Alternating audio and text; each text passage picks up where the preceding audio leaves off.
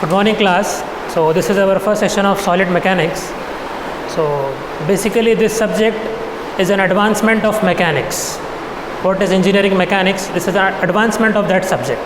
Okay, in this subject you will be studying simple stresses and strains. What do you mean by stress? What are different types of stress? What do you mean by strain? What is different types of strains? And in second unit you will be having shear forces and bending moment, which is very important for civil engineering. Very important topic for civil engineering, that is shear force and bending moment. That we will be dealing in coming classes. So first we will start with our first unit, that is simple stresses.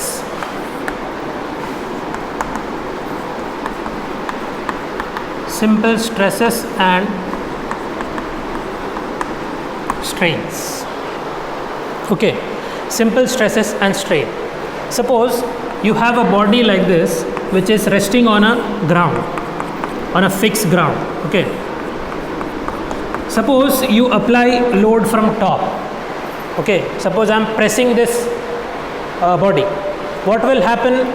Some reaction will develop from the ground so that this too gets balanced and body will remain in equilibrium. Okay, otherwise suppose this is suppose you imagine this is water. If I press this body, it will go inside. Why? Because water does not offer any reaction. Whereas if this is a solid ground or rigid ground, if I press this body, reactions are developed and there is no deflection in this body. Okay, that is not seen. But whereas what more happens is, when I am applying load from top, it may move in this direction. Why? Because two forces are applying like this. This body tends to move in this direction. Okay, because this is a rigid part and load is applied from top, so this tries to move in this part. So this is a type of tensile force acting. Okay, it is a tensile force. This will make the body to elongate. Okay, this will make the body to elongate. Suppose I have a cube like this, which is again resting on a ground. If I apply some load from top, which is again resting on a rigid ground, if I apply complete load on this part, it will try to compress. So these are the two basic types of stresses which we are going to study. This is a type in which the load is applied and the body tends to move in, tends to elongate. Whereas this is a type of force in which the compressive force is applied, the body gets compressed. Okay, so these are basically two types of forces. For these forces we will derive what is stress. Okay, now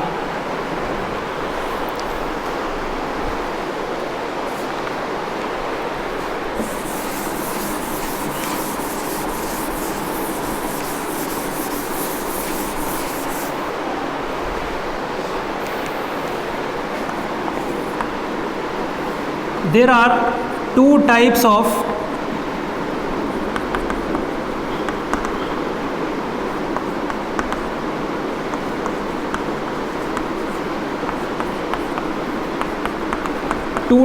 body, that is elastic body and plastic body.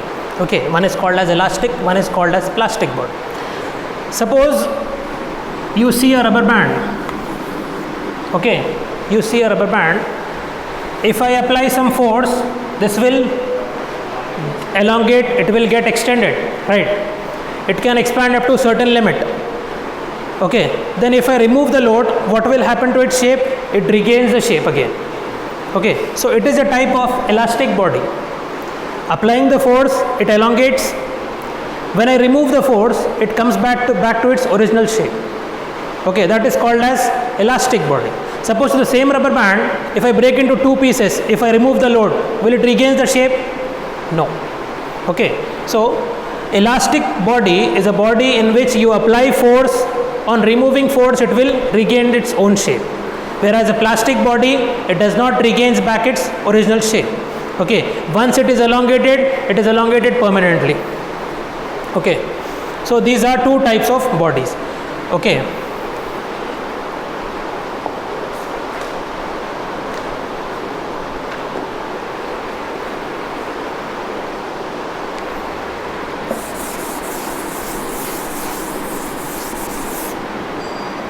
Next is what is stress. Okay, what is What do you mean by stress? Suppose this is a cylindrical body on which two forces are applied like this. Let the force be P and P here. Okay, stress is defined as force acting on a unit area. Force acting on unit area. Okay, and it is denoted by sigma. Okay, so sigma is equal to force divided by area. Force acting per unit area. Okay, force by area is called as what? Stress. Stress is defined as force per unit area. Okay, so what do you think what are the units of this stress? This is the load denoted by kilonewton. This is area. Units of area will be meter square.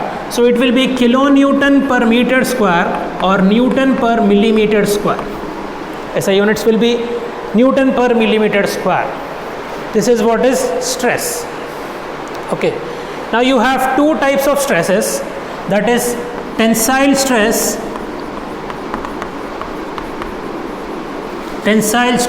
and you have what is compressive stress. Compressive stress. What do you mean by tensile stress? When these type of forces are acting, making the body to elongate, it will be a tensile stress acting on the body. Okay, sigma will be called as tensile stress. Similarly, to the same body, if I apply compressive forces like this, okay, such that body is tending to reduce in its size. Okay, so it is a type of compressive stress. No change in the formula. Okay, it will be again force per unit length in both compressive and tensile cases. Of course, the sign will be negative. Okay, why? Because if you are taking this is positive, then this should be taken as negative, right? If this is positive, this should be negative. So either one you denote with a negative sign. Either you denote tensile with a negative sign or compression with a negative sign. But one should be denoted with a negative sign. Okay, generally in many textbooks it is followed like this. Compression is denoted with a negative sign. Okay, but tensile forces are generally taken as positive, and this reduction in length, it is taken as negative. Next we have what is strain.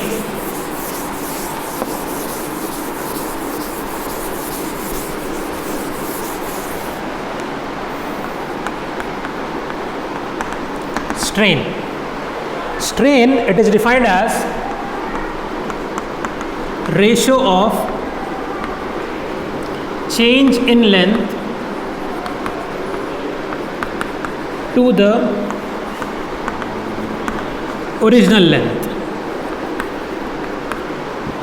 Okay, change in length to the original length. Suppose again you have a cylinder like this, to which I apply tensile forces like this. Okay,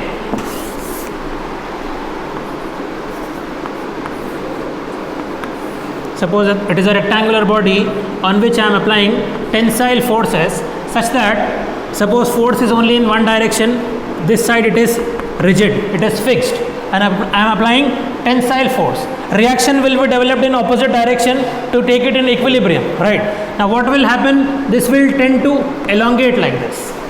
Suppose this body is of length L and this elongation is delta L. So strain is denoted by epsilon. It is given as change in length by original length. Okay, what do you think are the units of strain? No units, because this is a ratio. Millimeter and millimeter will get cancelled, or meter and meter will get cancelled here. So no units for strain. Understood the concept? Load is applied, elongation is taking place in the body. This elongation, change in length by original length, it is given as strain. Okay, no units.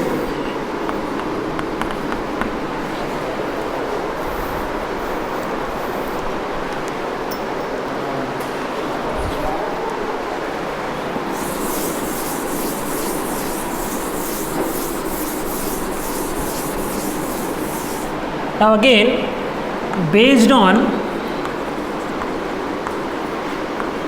nature of force,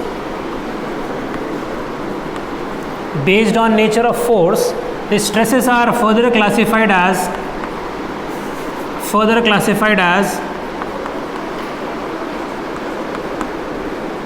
normal stress and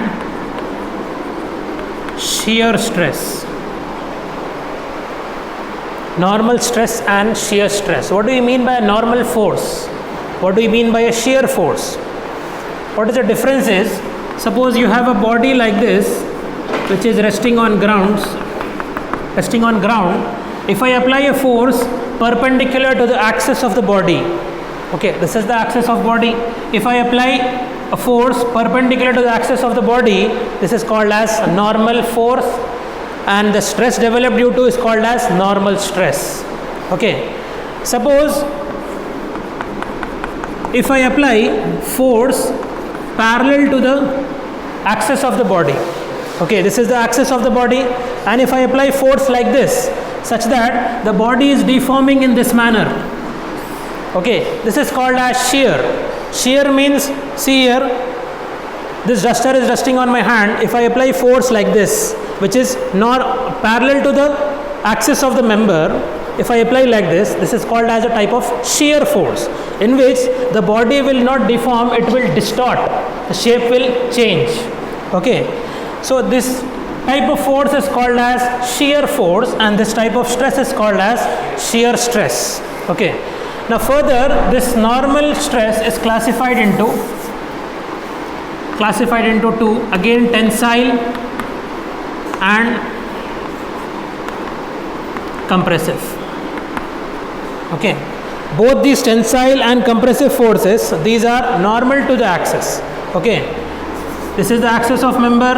If I apply force like this, again it is tensile force, it is a compressive force, it will be normal force. Okay, suppose I apply force like this. Now tell me, what type of force is this? This is parallel to the axis, but does it cause any distortion in the member? No, it is not a type of shear force. Generally, the shear force will act on the surface of the body. Okay, this surface of the body, it will act on surface. This is a type of surface load and surface stress. Okay, so these are classification based on nature of forces. Another classification you have in strain also.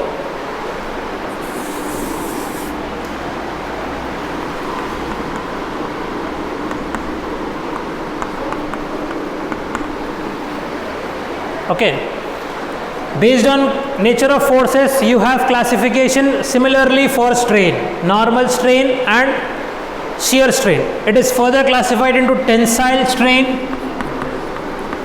and compressive strain. Okay, again same formula, change in length due to tension divided by original length, change in length due to compression divided by original length. Shear strain means what? Suppose this is a member on which load is applied like this, which is causing a distortion like this. This distortion, let it be delta L. Okay, let it be delta L. So distortion, it is given by phi is equal to delta L by H. We'll discuss in detail what are all these values, where delta L is deformation and H is the height of this member. Okay, we'll discuss everything when we are solving problems on this. We'll discuss. So tensile strain and compressive strain, these are two classifications of normal strain, and shear strain, which is a type of surface load, it will cause shear strain in the body. Shear forces will cause shear strain in the body. All the units will remain same.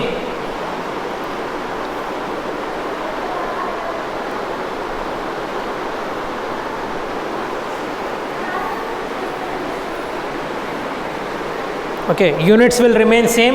For the strain, you don't have any units. For stress, it is again Newton per millimeter square or kilonewton per meter square. Finished?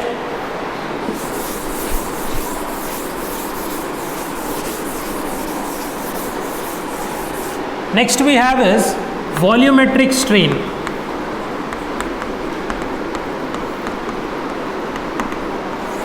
Volumetric strain.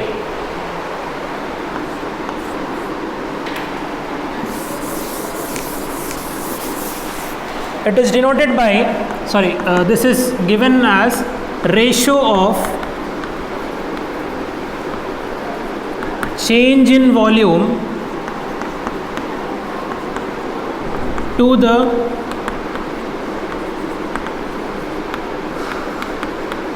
original volume. Change in volume to original volume.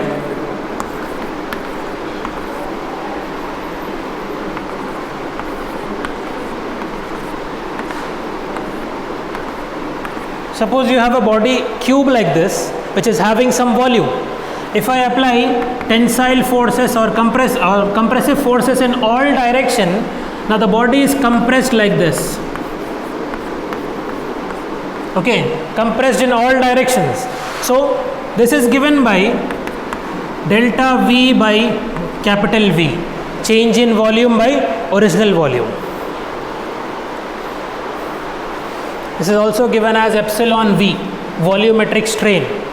Again, you don't have any units here because this is length upon length, no units, or volume upon volume, no units.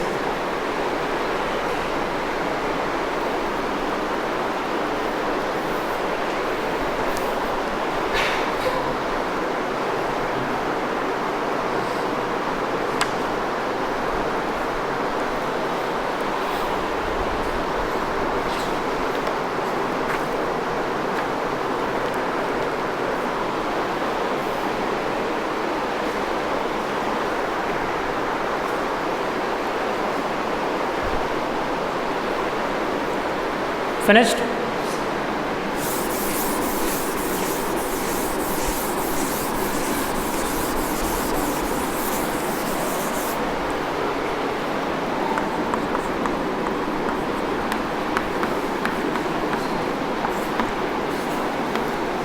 Hooke's law. So it states that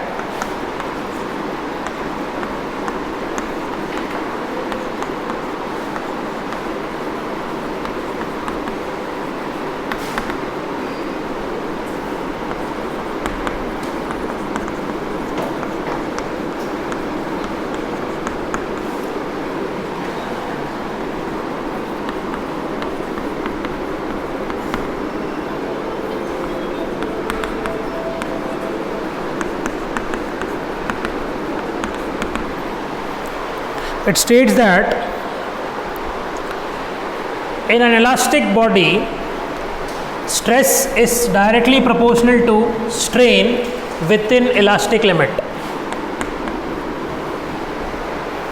Now tell me, what do you mean by elastic body? It is a body in which if I apply forces, it will deform. Now when I remove forces, the body regains its own shape. Okay, that is called as elastic body. Now it states that stress is directly proportional to strain within elastic limit. This does not apply for a plastic body, because when you apply force, it deforms.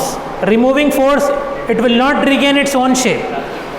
So this is given by like this, strain and stress you have here, and this is the proportionality here. Stress is directly proportional to the strain value.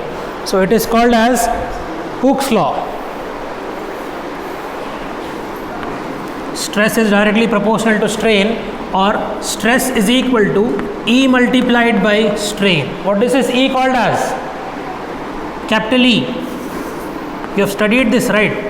This is called as Young's modulus. Young's modulus, or it is also called as modulus of elasticity.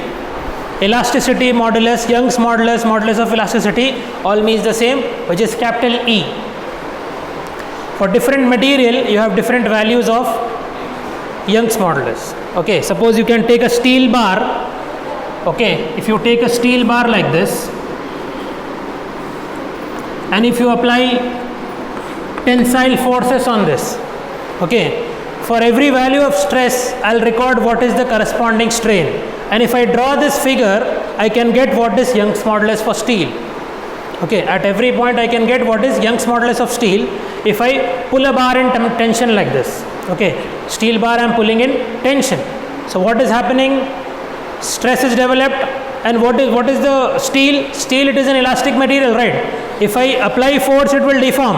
If I remove the force, it will go back to its original shape and size. Okay, so if I apply tensile force on the steel bar, it elongates. For the corresponding values of stress, I'll record what is strain. If I plot this diagram, I'll be able to get what is Young's modulus, or E is equal to, it will be stress by strain.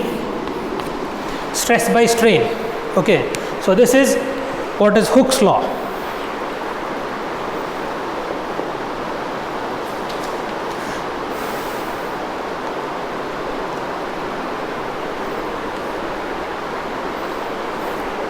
Now, what are the units of Young's modulus? Units of stress, Newton per millimeter square. This does not have any units, it is 1. So, what are the units of E? E is Newton per millimeter square. Units of E will be,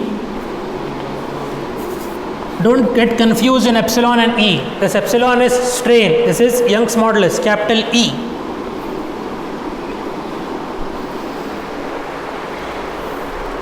Units of E are Newton per millimeter square. It is also E is equal to tensile stress by tensile strain. Right. If I apply tensile stress, it will be tensile strain developing in the body.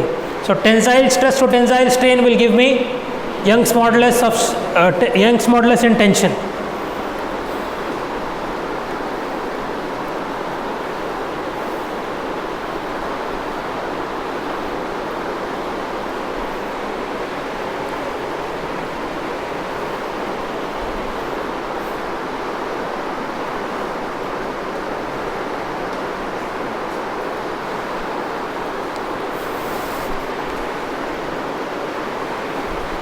Okay, similarly, E, compressive stress by compressive strain, it is called as Young's modulus again.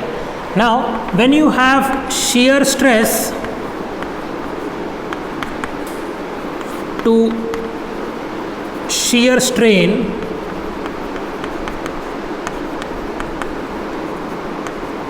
shear stress to shear strain, it is called as shear modulus.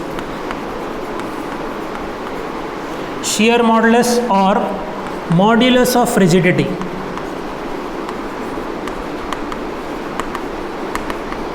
Modulus of rigidity. Rigidity modulus or shear modulus or modulus of rigidity.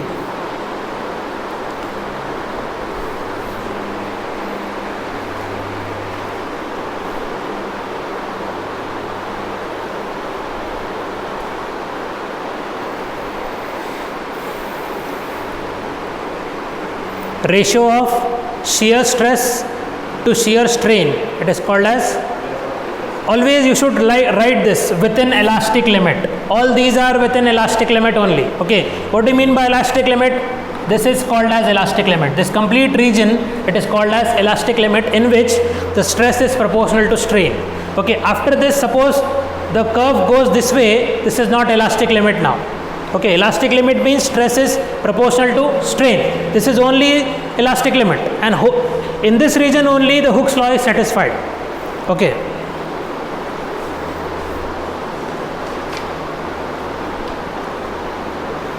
So in the next class we'll discuss what is Young's modulus, and stress strain curve for steel we'll discuss. What are the different points and terms in that we'll discuss, and we'll start some problems on stress and strain. Okay, so we'll discuss that in next class.